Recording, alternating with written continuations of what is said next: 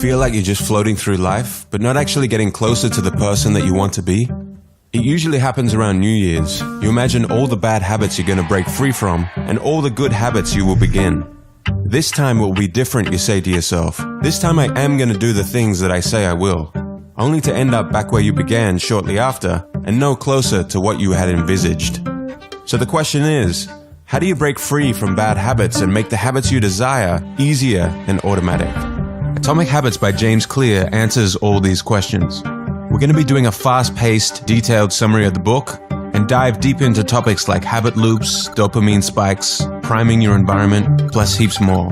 And make sure you stick around until the end of the video where I go through step by step how I'm personally using this book to improve my own habits. I hope this summary inspires you to go out and grab a copy of the book for yourself, because this book deserves a space on everyone's bookshelf. Let's jump into it. Imagine a plane taking off and traveling from New York to Los Angeles. Just before takeoff, you adjust the plane just slightly by 3 degrees or around 80 inches. If you were to keep flying in a straight line, you would end up closer to Tijuana in Mexico than in your intended destination of Los Angeles. And the same goes for our habits.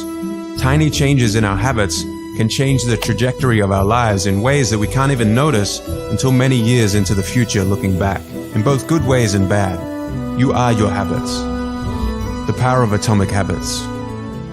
A slight change in your daily habits can guide your life to a very different destination. Massive action versus 1% improvements.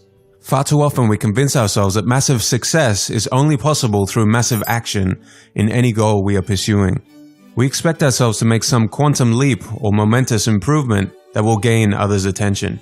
However, it is the tiny improvements that aren't even noticeable at first that create incredible change. Let's look deeper into the math. 1% better every day for a year will compound to 37 times better, but 1% worse every day over a year will bring you close to zero. Your habits can compound against you in the form of things like stress or negative self-talk, or they can compound for you in the form of things like knowledge, productivity, skills, and relationships. Success is the product of daily habits, not once-in-a-lifetime transformations. The truth about progress.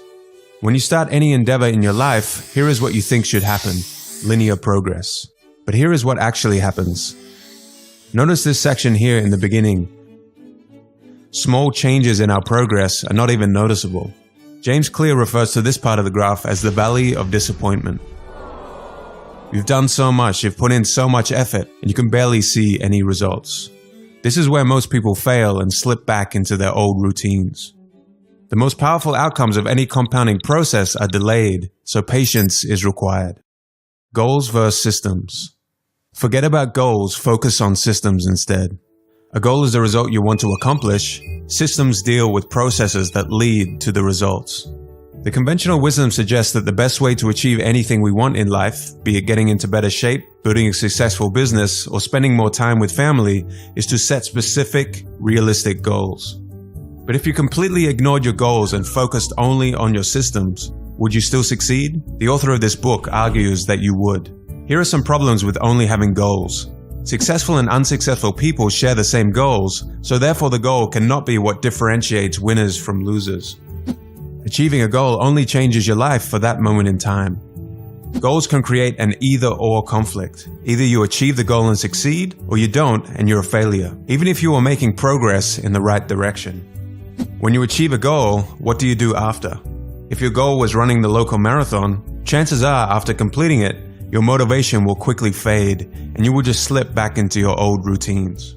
Goals are good for setting a direction, but systems are best for making progress. A system of atomic habits.